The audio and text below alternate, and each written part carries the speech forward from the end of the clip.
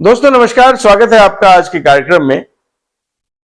स्मृति ईरानी फिर दोबारा तुलसी वीरानी बनने जा रही हैं और इस बात को लेकर सोशल मीडिया में खूब जोरदार तहलका मचा हुआ है। आखिर ऐसा क्यों है?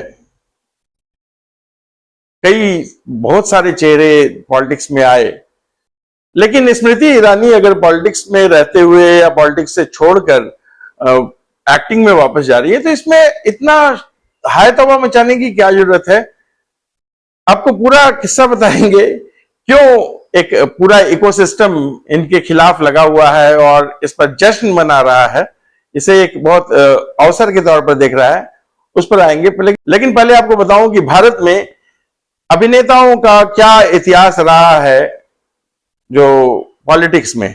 साउथ की अगर पॉलिटिक्स देखें तो एमजीआर, एनटीआर, जयललिता, इन लोग तमाम कई सारे ऐसे पॉलिटिशियंस हैं जो पूरे एक फुल फ्लेजेड एक्टर हुआ करते थे और उसके बाद फिर वो फुल फ्लेजेड पॉलिटिशियन बन गए। अभी भी कई सारे साउथ इंडियन स्टार हैं जो पॉलिटिशियन है, लेकिन साउथ की पॉलिटिक्स जो है वो नेशनल पॉलिटिक्स से थोड़ी अलग है, क्योंकि वो रीजनल स्टार बनते हैं और रीजनल पॉलिटिक्स में उन्होंने एक डेडिकेटेड अपना रुख अपनाया और उसके बाद फिर वहां की पॉलिटिक्स में पूरी तरह से रच बस गए। नॉर्थ की या जो हिंदी बेल्ट की पॉलिटिक्स देखें तो ये थोड़ी सी अलग है। जो बॉलीवुड स्टार्स हैं वो फिल्मों में आए और अच्छा अपना नाम कमाया, उसके बाद उनकी लोकप्रियता को भुनाने के लिए हमेशा राजनीतिक पार्टियों ने उनकी लोकप्रियता का फायदा उठाने के लिए या उनको एक सम्मान देने के लिए उन्हें संसद में या पॉलिटिक्स में शामिल किया। कई राजनेताओं ने जब अपनी रैली करते थे, चुनावी रैली करते थे, तो उन्होंने बड़े बड़े फिल्म स्टार्स को बुलाना शुरू किया भीड़ जुटाने के लिए, क्योंकि राजनेता के नाम पर पॉलिटिक्स में भीड़ तो आती नहीं है जब तक कि उनको बसों में भरकर बुलाया नहीं जाए। लेकिन जब कहा जाता है कि फला फिल्म स्टार आ रहा है रैली में, तो बहुत सारे लोग आ जाते हैं, बहुत भीड़ आ जाती है पब्लिक देखने के लिए उनको। और उसी बीच में जो पॉलिटिशियन है, जो राजनेता है, वो अपना चुनावी संदेश दे देते हैं। वो साथ में ये भी साबित होता है कि जो अभिनेता है वो इनको एंडोर्स कर रहा है, इनकी सिफारिश कर रहा है। तो जो पब्लिक, जो फैन है अगर उस अभिनेता की, तो वो पॉलिटिशियंस को वोट दे देती थी। ऐसा शुरू से होता आया है।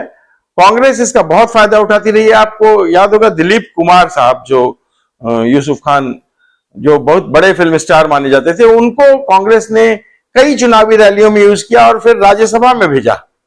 एक राज्यसभा सदस्य बनाने का एक लॉलीपॉप हुआ करता था जो कांग्रेस जिसका खूब इस्तेमाल करती थी। कांग्रेस ने कई सारे पॉलिटिशियंस को राज्यसभा में भेजा। ये नरगिस दत्त, वैजंती माला और तमाम कई सारे आप पॉलिटिशियंस, इवन अमिताभ बच्चन तो उन्होंने लोकसभा में लड़ाया था जब वो राजीव गांधी पूरे एक हमलावर रूप में आए थे उस समय। लेकिन इससे पहले उन्होंने कई सारे लोगों को राज्यसभा में भेजा और उनका जमकर चुनावी रैलियों में भीड़ जुटाने में इस्तेमाल भी किया। कई पॉलिटिशियंस राज्यसभा के सदस्य तो बन जाते थे, लेकिन ना कभी वो पार्टिसिपेट करने आते थे। और उस समय राज्यसभा एक समझिए कि सोई हुई सी इकाई हुआ करती थी कांग्रेस के जमाने में। राज्यसभा में कोई प्रस्ताव पारित हो नहीं हो, वो सारा कुछ वो खुद ही करवा लेते थे। कोई पहुंचे नहीं पहुंचे, बस उन्हें एक सम्मान के तौर पर एक मतलब पार्लियामेंटेरियन बना दिया गया, ये एक किया जाता था और उसका फायदा उठाया जाता था। उसके बाद आया बीजेपी का दौर। बीजेपी ने लगभग शुरू से राज्यसभा की पॉलिटिक्स नहीं की, कम से कम फिल्म स्टार्स के लेकर। उसने, आपको याद होगा, स्मृति ईरानी का ही अगर लें तो स्मृति ईरानी ने 2003 में ज्वाइन किया था पॉलिटिक्स और उनको पहली बार दिल्ली में चांदनी चौक से चुनाव लड़वाया गया था। हालांकि वो चुनाव हार गई थी, लेकिन चांदनी चौक विधानसभा से चुनाव लड़वाया गया था इनको। तो उसके बाद फिर ये बीजेपी में डेडिकेटेड वर्कर रही। बाद में जब इनको कोई पद नहीं मिल पा रहा था या कोई उस समय पॉलिटिक्स में, गुजरात में राज्यसभा का एक सीट खाली हुआ, तो इनको राज्यसभा में भेज दिया गया। और फिर 2014 में जब मोदी जी की सरकार बनी केंद्र में, तो उसी राज्यसभा सदस्य के नाते, या चूंकि पार्लियामेंट में मौजूद थी, इनको केंद्रीय मंत्री का पद दिया गया। का एक अरसा हो चुका था इनको पॉलिटिक्स में रहते हुए और राजनीति की भाषा समझते हुए। आपने देखा होगा कि बीजेपी शुरू से धर्मेंद्र हो, विनोद खन्ना हो, सनी देओल हो या किरण खेर हो, इन सबको वो पॉलिटिक्स में लोकसभा के तौर पर यूज करती थी, लोकसभा प्रत्याशी के तौर पर यूज करती रही है बीजेपी। और उससे मतलब अगर उनमें दम है, उनकी लोकप्रियता में दम है, तो वो चुन कर आए और ऐसा होता भी रहा, रिजल्ट भी आता रहा। हालांकि कुछ जगह बीजेपी चूक भी गई, मतलब बीजेपी के जो स्टार्स हैं, जो फिल्म अभिनेता हैं, उन्होंने पॉलिटिशियंस को हरा नहीं पाए। कई सारे फिल्म अभिनेता रहे, जैसे निरहुआ, दिनेश लाल यादव निरहुआ, लेकिन रवि किशन जीत गए। तो इस तरह से मनोज तिवारी भी दिल्ली में लगातार 3 बार सांसद बने। हालांकि इससे पहले वो एक बार समाजवादी पार्टी से लड़े थे और हार गए थे। तो ऐसा कई अभिनेता अभिनेत्री लोग करते रहे हैं राजनीति में अपने कदम जमाने के लिए। स्मृति ईरानी ने अपना परफॉर्मेंस बहुत चरम पर दिखाया जब उन्होंने कांग्रेस के स्टालवार्ट युवराज और भविष्य कहा जाने वाला कांग्रेस के जो नेता, उनके जो सारे कुछ हैं, राहुल गांधी, उनको हरा दिया अमेठी सीट से। यह बहुत बड़ी अचीवमेंट थी, न सिर्फ स्मृति ईरानी के लिए बल्कि किसी भी पॉलिटिशियंस के लिए, क्योंकि अमेठी को शुरू से ये लोग अपनी जागीर मानते थे। अमेठी रायबरेली 2 सीट ऐसी थी जिनको कांग्रेस हमेशा से अपनी जागीर मानती रही है। ये इंदिरा गांधी के जमाने से ही इन लोग सब कुछ लगातार उस पर जीतते आए हैं और उसमें वहां से अगर स्मृति ईरानी जाकर जीत जाती है राहुल गांधी के अगेंस्ट, तो एक बहुत बड़ा अचीवमेंट था। तो स्मृति ईरानी का कद उस समय वास्तव में बढ़ा और स्मृति ईरानी को कई सारे मंत्रालय में रखा गया बतौर लोकसभा सांसद। वो क्योंकि 2019 में जीती थी, तो कई उससे पहले भी जब वो सबसे पहले जब उनको मंत्रालय दिया गया, वो भी एक गंभीर मंत्रालय दिया गया, कोई टाइम पास वाला मंत्रालय नहीं दिया गया। उन्हें एचआरडी मिनिस्ट्री दी गई, जो उस समय ह्यूमन रिसोर्स मिनिस्ट्री कही जाती थी। और सारे, हालांकि इनके खुद कहा जाता है कि इनके पास बहुत अच्छी डिग्रियां नहीं रही हैं, लेकिन इनको यूनिवर्सिटीज का और स्कूलों का जो कार्यभार इनको संभालने के लिए दिया गया, शिक्षा की व्यवस्था संभालने के लिए दी गई, और उसको इन्होंने बहुत जस्टिफाई किया क्योंकि उस समय इनके पास एक बहुत अच्छी टीम थी और बहुत इन्होंने जो उस क्षेत्र में जो काम किया वो बहुत अच्छा काम किया। अभी तक लोग उसकी सराहना करते हैं। हालांकि कुछ लोग निंदा भी करते हैं कि नहीं, इन्होंने दूरदर्शिता नहीं दिखाई, लेकिन बाय एंड लार्ज उन्होंने बहुत अच्छा काम किया और वो एक्सेसिबल थी, हर एक कॉलेज टीचर के, हर एक स्टूडेंट के पास एक्सेसिबल थी। इसके बाद फिर इनको सूचना और प्रसारण मंत्रालय जैसा महत्वपूर्ण मंत्रालय दिया गया। उसके बाद साथ में यह भी दिया गया इनको वुमेन चाइल्ड डेवलपमेंट, अल्पसंख्यक मंत्रालय। तो ऐसे तमाम जो गंभीर मंत्रालय थे जहां इन्होंने अपने आप को साबित करके दिखाया।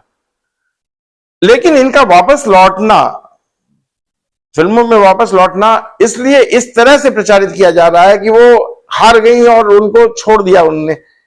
हालांकि उस समय जब वो राहुल गांधी को हराकर आई थी, तो उस समय इनमें एरोगेंस साफ दिखने लगा था, क्योंकि इनको लग रहा था कि ये बहुत बड़ा काम कर गई और वास्तव में इन्होंने बड़ा काम किया था।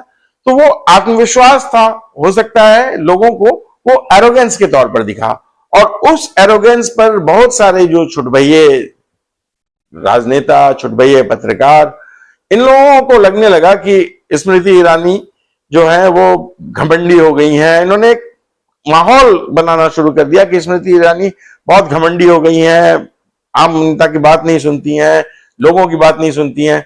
शायद इन्होंने क्षेत्र में ज्यादा आत्मविश्वास में काम किया वहां, और उनके पास जो आसपास जो थी चाटुकारों की एक ऐसी टीम जमा हो गई थी जो उन्हें जनता से दूर रख रही थी, क्योंकि वो मंत्री भी थी। एक मंत्री एक आम सांसद की तरह जनता में नहीं जाता है, क्योंकि मंत्री पूरे देश का होता है और सांसद एक क्षेत्र का होता है। तो हो सकता है वो अपने क्षेत्र पर, जो अमेठी क्षेत्र था, वहां वो बहुत अच्छा परफॉर्मेंस नहीं कर पाई। हालांकि उनको कोई क्षेत्र बदल लेना चाहिए था। राजनीतिक विश्लेषक कहते हैं कि जो सेकेंड टर्म उनको दूसरे किसी क्षेत्र में ट्राई करना चाहिए था, लेकिन जो भी हो वो वहां से हार गई। और उसके बाद फिर कई दिनों तक हालांकि कई सारे पॉलिटिशियंस हारे, कई बार पहले भी हार चुके हैं, उसके बावजूद उनको मंत्रालय नहीं तो छोटा मोटा विभाग कहीं किसी महत्वपूर्ण पदों पर रख दिया गया। लेकिन मोदी सरकार में ऐसा बहुत कम होता है। एक केवल अरुण जेटली का एग्जाम्पल रहा है कि उनको चुनाव हारने के बाद ही एक मंत्री का पद दिया गया था, वित्त मंत्रालय जैसा महत्वपूर्ण मंत्रालय दिया गया था। तो उसके अलावा आमतौर पर अमूमन मोदी जी जनरली हारे हुए खिलाड़ियों को बहुत ज्यादा ऊंचा स्थान नहीं देते। उनको कहते हैं कि आप फिर से कोशिश कीजिए, फिर से मेहनत कीजिए। कई बार ऐसा हुआ, जैसे आपको एग्जांपल दूं, नोएडा के सांसद थे महेश शर्मा, वो हार गए तो उसके बाद फिर उन्हें विधानसभा का चुनाव लड़ना पड़ा। वहां उन्होंने अच्छा परफॉर्मेंस दिखाया, तब जाके उनको अगली बार लोकसभा का टिकट मिला। वो भी मंत्री रह चुके हैं केंद्र में। तो ऐसा हुआ, उन्होंने अपने आप को साबित करके फिर से अपनी जगह पाई। तो ऐसा कई लोगों ने, कई राजनेताओं ने अपनी जगह पाई है, अपनी जगह को दोबारा बनाई है।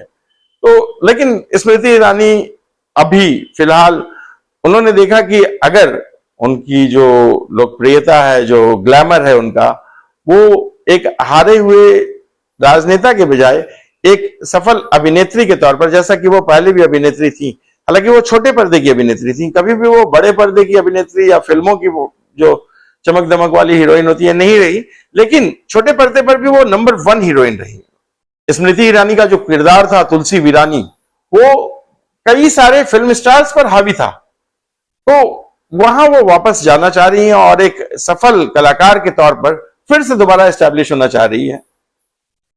अब इस पर जो एक पूरा इकोसिस्टम है कांग्रेस का, वो एक हल्ला बोल मचा रहा है। वो ये नहीं देख रहा है कि इस छोटे से स्टार से उनके जो तथाकथित स्टालवर्ट नेता थे वो हार गए थे। वो इसका बदला लेने के लिए इनके खिलाफ एक पूरा कैंपेन चलाए हुए है। लेकिन मुझे विश्वास है कि वो बतौर कलाकार फिर आएंगी, और 49 साल की उम्र है उनकी, कोई बहुत ज्यादा उम्र नहीं है। वो हो सकता है दोबारा पॉलिटिक्स में भी फिर आए। आपका इस मुद्दे पर क्या विचार है, हमें कमेंट करके जरूर बताएं। आपके कमेंट से हमें हौसला मिलता है। आज के वीडियो में इतना ही। अगले वीडियो में फिर आपसे दोबारा मुलाकात होगी किसी और मुद्दे के साथ। तब तक के लिए धन्यवाद, नमस्कार, जय श्री राम।